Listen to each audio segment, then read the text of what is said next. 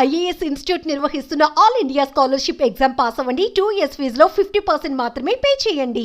IPL వేలం మొదటి రోజు ఉత్కంఠగా సాగింది. నచ్చిన ఆటగాళ్లపై ఫ్రాంచైజీలు కోట్లు గుమ్మరించాయి. తొలి రోజు వేలంలో 10 జట్లు మొత్తం 72 మంది ఆటగాళ్లను కొనుగోలు చేశాయి. అత్యధికంగా రిషబ్ పంత్ను లక్నో సూపర్ జైంట్స్ 27 కోట్లకు సొంతం చేసుకుంది. ఇప్పటివరకు ఐపీఎల్ హిస్టరీలో ఇదే రికార్డ్. ఇక మరో ఇండియన్ ఆటగాడు శ్రేయస్ అయ్యర్ కూడా భారీ ధరకు అమ్ముడయ్యాడు. పంజాబ్ కింగ్స్ జట్టు శ్రేయస్ అయ్యర్ను 26.75 కోట్లకు దక్కించుకుంది. దీంతో ఐపీఎల్ చరిత్రలో రెండో ఖరీదైన ప్లేయర్గా అయ్యర్ నిలిచాడు.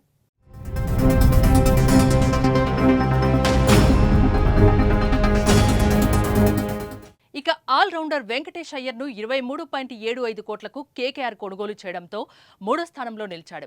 వెంకటేష్ అయ్యర్ కోసం ఆర్సీబీ, కేకేఆర్ మధ్య తీవ్ర పోటీ జరగ్గా చివరికి కేకేఆర్ దక్కించుకుంది. స్పిన్నర్ చాహల్ సైతం జాక్పాట్ కొట్టాడు. 18 కోట్లకు పంజాబ్ కింగ్స్ కు అమ్ముడై ఐపీఎల్ చరిత్రలోనే అత్యంత ఖరీదైన స్పిన్నర్గా నిలిచాడు.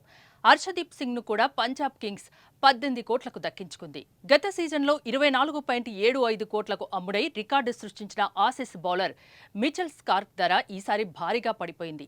ఈ వేలంలో ఢిల్లీ క్యాపిటల్స్ స్టార్క్ ను 11.75 కోట్లకు సొంతం చేసుకుంది.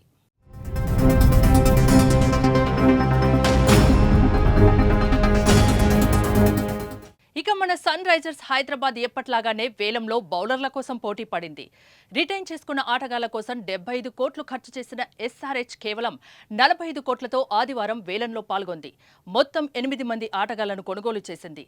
2 కోట్లు బేస్ ప్రైజ్ ఉన్న వికెట్ కీపర్ ఇషాన్ కిషాన్ను 11.25 కోట్ల కొనుగోలు చేసింది. ఇండియా పేసర్ మహమ్మద్ షమీ కోసం 10 కోట్ల రూపాయల్ని వెచ్చించింది.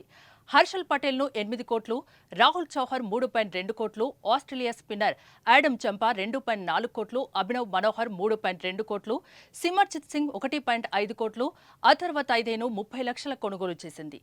ఎస్ఆర్హెచ్ వద్ద ఇంకా 5.15 కోట్లు మాత్రమే మిగిలున్నాయి. వాటితోనే సోమవారం వేలంలో పాల్గొనబోతుంది.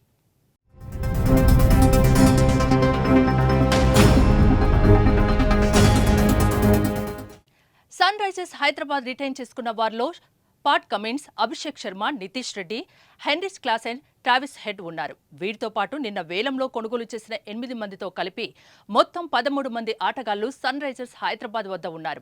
ఐపీఎల్ నిబంధనల ప్రకారం ఒక జట్టులో అత్యధికంగా 25 మంది ఉండొచ్చు. కనిష్టంగా 21 నుంచి 23 మంది ఆటగాళ్లు ఉండొచ్చు. దీంతో సోమవారం తన దగ్గర 5.15 కోట్లతో 12 మంది స్వదేశీ ఆటగాళ్లు, 4 మంది విదేశీ ఆటగాళ్లను కొనుగోలు చేసే అవకాశం ఉంది.